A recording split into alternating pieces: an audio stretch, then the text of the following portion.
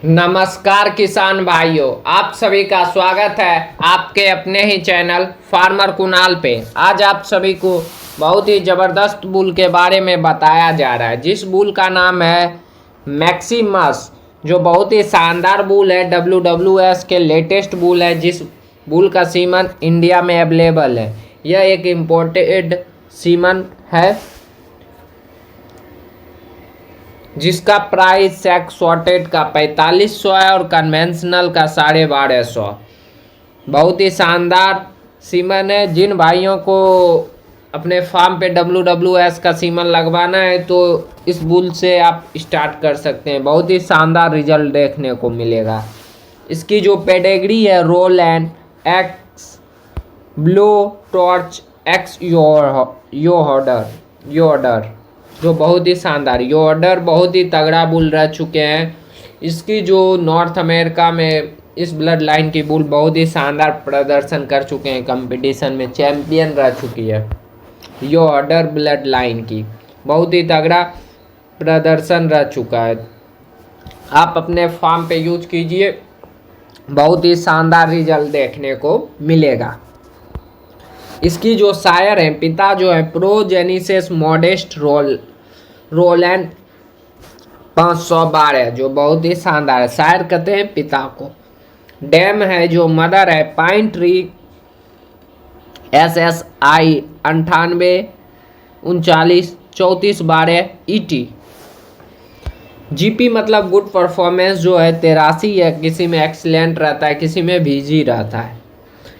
Dam जो है माता को कहते हैं। थर्ड लैक्टेशन में 281 दिन में तकरीबन 9000 के करीब दूध किए हैं किलोग्राम, जो 8931 किलोग्राम। फैट परसेंटेज जो है 3.9 का, जो बहुत ही तगड़ा है। मटेरियल ग्रैंड शायर जो है बहुत ही शानदार है, जो सिल्वर ब्लो टॉर्च ET है, जो बहुत ही शानदार है। Shayari cruise silver blow torch ET, जो बहुत ही शानदार है। सबसे ज़रूरी चीज़ है इस बुल का जो जन्म हुआ है, बॉर्न ऑन अगस्त 9 2018।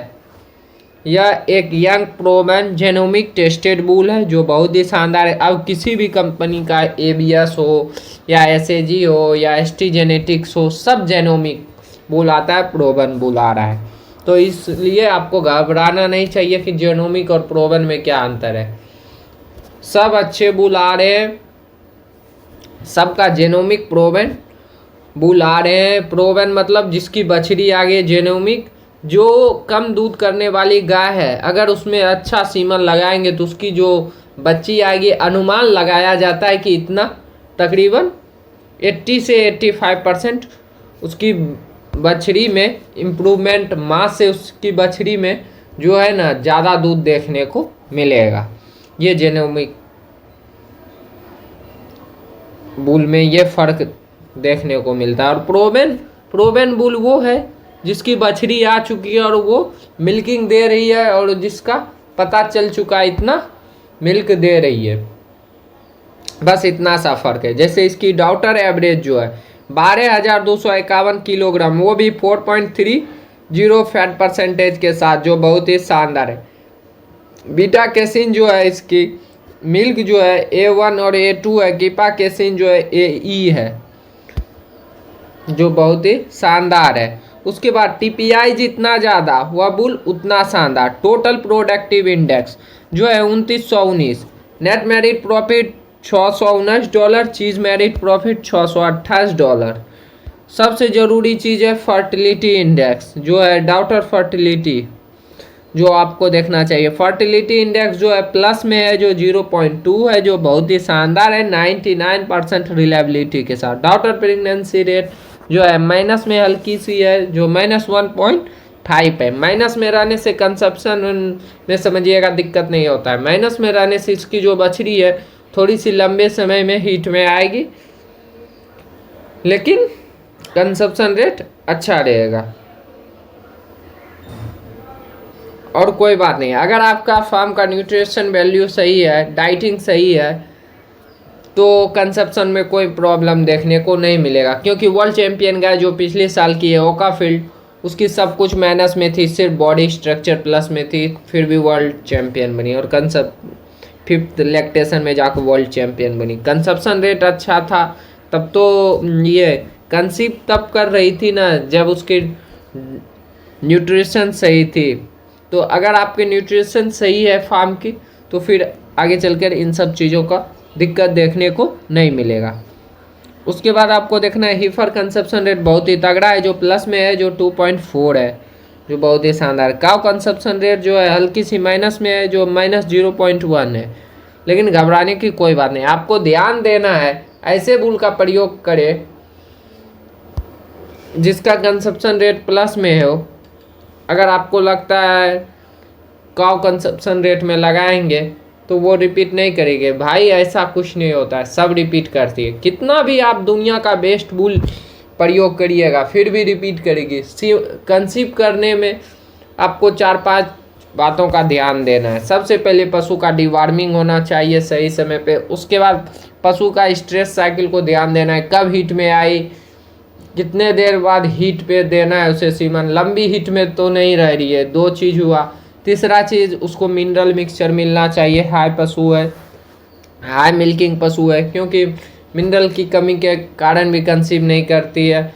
चौथा चीज़ है सीमन, तो सीमन का गैस तो मेंटेन सही से है या नहीं है, इन चीज़ों पे भी डिपेंड करता है। और पांचवा चीज़ हो गया कि सीमन देने वाला कितना अनुभवी है, इन सब चीज़ों पर भी डिपेंड करता है कि कंसीव करेगी या नहीं करेगी। तो इन सब चीज़ों को भी आपको ध्यान रखना है, सीमन देने वाला अनुभवी है या नहीं है, इन सब चीज़ों पे भी बहुत मायने रखते हैं। उसके बाद पशु का डिस्चार्ज सही है या नहीं है, क्योंकि हीफर रिपीट करती है 2 कारण से। उसको एंडोमेट्राइटिस रहती है जिसके कारण रिपीट करती है, या अदरवाइज वो रिपीट कर रही है, सीमन सही नहीं है, या आप जिससे सीमन दिलवा रहे हैं वो हीफर में सही से एआई नहीं कर पा रहा है। इन 3 कारणों से हीफर रिपीट करती है, अदरवाइज नहीं करती है। तो इन सब चीज़ों को आपको ध्यान रखना चाहिए। अगर एक बार हीफर रिपीट कर गई तो आप उसका वाश करवा दें अच्छी दवा से, जिससे उसकी दानी की कीटाणु मर जाएंगे, जिससे वो कंसीव कर जाएगी। पीटीएम मिल्क जो है एलबीएस में है, जो 893 है, जो बहुत ही शानदार है। डॉटर इन हट जो है 7837 है, जिसमें से 295 डॉटर इसकी मिल्किंग में। वाइट पैटर्न में रहेंगे इसकी पैर पूरे चारों, और ब्लैक पैटर्न में हल्की हल्की हेड रहेंगे, और पीठ सब ज़्यादातर वाइट पैटर्न में रहेंगे। तो इन सब चीज़ों को आपको ध्यान रखना है इसकी जो बछड़ी आएगी। उससे भी ज़रूरी चीज़ है CDCB ट्रेड्स। स्ट्रक्चर जो है बहुत ही शानदार है, जो शॉर्ट है, जो -0.63 है। अगर आप सोच रहे हैं HF गाय की बछड़ी ज़्यादा बड़ी हो जाएगी, हीफर में लगाएंगे बच्चा देने में दिक्कत होगी, भाई इस बुल का लगाओ, बच्चा फंसने की संभावना कम रहेगी, क्योंकि इसकी पतली गर्दन रहेगी तो बच्चा फंसने की संभावना कम रहेगी। स्ट्रेंथ जो है बहुत ही शानदार है, जो माइनस में है, जो फेरेल है, जो -2.32 है। बॉडी डेप्थ जो है बहुत ही शानदार है, जो माइनस में है, जो सैलो है, जो -1.49 है। डेयरी फार्म जो है बहुत ही शानदार है, जो प्लस में है, जो 1.48 है, जो ओपन रिब्ड है। रम्प विड्थ जो है हल्की सी माइनस में है, जो 0.18 है, जो नैरो है। रम्प एंगल जो है प्लस में है, जो 1.22 है, जो स्लोप्ड है। रियर लेग साइड व्यू जो है बहुत ही शानदार है, जो सिकल्ड है, जो 0.34 है। रियर लेग रियर व्यू जो है हल्की सी माइनस में है, जो 0.79 है, जो हुक इन है। फुट एंगल जो है हल्की सी माइनस में है, जो 0.41 है, जो लो एंगल है। फीट एंड लेग स्कोर हल्की सी माइनस में है, जो -0.53 है। किसान भाइयों आपको ध्यान देना है, जिस पशु का फीट एंड लेग स्कोर खराब हो उसमें इस बुल का सीमन का प्रयोग ना करें, जिससे क्या आपको देखने को मिलेगा, बच्ची इसकी आएगी मिल्किंग में तो अच्छा इम्प्रूवमेंट देखने को मिलेगा, लेकिन आगे चलकर लैमनेस का शिकायत देखने को मिलेगा, फूट में प्रॉब्लम सब का शिकायत हुप में देखने को मिलेगा, क्योंकि इसकी जो लेग स्कोर है थोड़ी वीक है, थोड़ी नहीं ठीक ठाक वीक है। इसलिए इन सब चीज़ों को आपको ध्यान रखकर बुल का सिलेक्शन करना चाहिए। उसके बाद फोर अडर स्कोर जो बहुत ही तगड़ा है, जो प्लस में है, जो 0.29 है, जो स्ट्रॉन्ग है। रियर अडर हाइट जो है बहुत ही शानदार है, जो प्लस में है, जो 2.19 है, जो हाई है। अडर क्लिप जो बहुत ही शानदार है, जो अडर को दो भाग में बांटते हैं उसे अडर क्लिप कहते हैं, जो 1.41 है, जो वाइड है। अडर डेप्थ जो बहुत ही शानदार है, जो हल्की सी माइनस में है, जो 0.55 है, जो वीक है ये अडर क्लिप। उसके बाद अडर डेप्थ जो है हल्की सी माइनस में है, जो -0.55 है, जो डीप है। फ्रंट टीथ प्लेसमेंट बहुत ही शानदार है, जो प्लस में है, जो 1.01 है, जो क्लोज है। अगर आपकी गाय की टीथ प्लेसमेंट दूर है तो क्लोज करवाना है तो इस बुल का सीमा लगाएं।